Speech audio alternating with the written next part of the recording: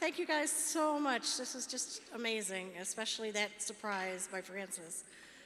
You know, he's an amazing guy, and to know that he's still proud of me is huge, and so that was great. Huge surprise. I'll have to get you back in it for one of those, but this is wonderful. So thank you everybody for being here.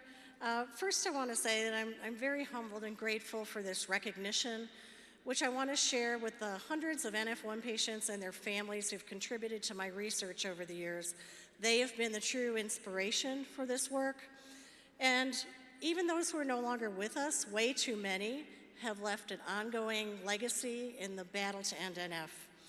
So even though they're not with us, lots of them are still with us in spirit, and their samples are actually fighting NF as we go. Patients have also been very pleased that the resources developed from their samples have been shared with labs all over the world. One year I shipped cells to 17 different laboratories around the world, and that helps the research go faster than ever.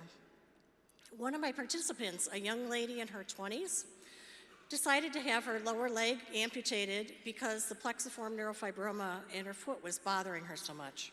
So I was there with her before surgery, helping arrange to fulfill her request to obtain the sample for research. I mentioned that we would protect her privacy through coding the sample. She was very upbeat that her sample was going to be used against NF, and she said that if the sample helped contribute to a major breakthrough, she didn't want to be anonymous anymore. So with Rachel's blessing, I received this honor in her name and for so many others who no longer wish to hide behind NF. It stuns me to think that I started in NF research. Thank you. And thank Rachel.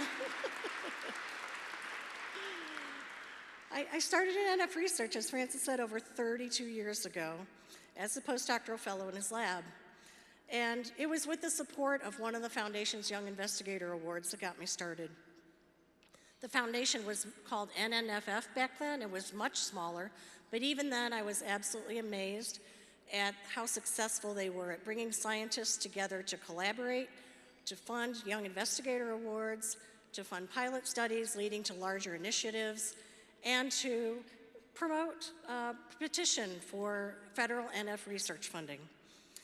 In 1991, my husband and I decided to take a faculty position at the University of Florida, so we traded snow days for hurricane days. That's been interesting.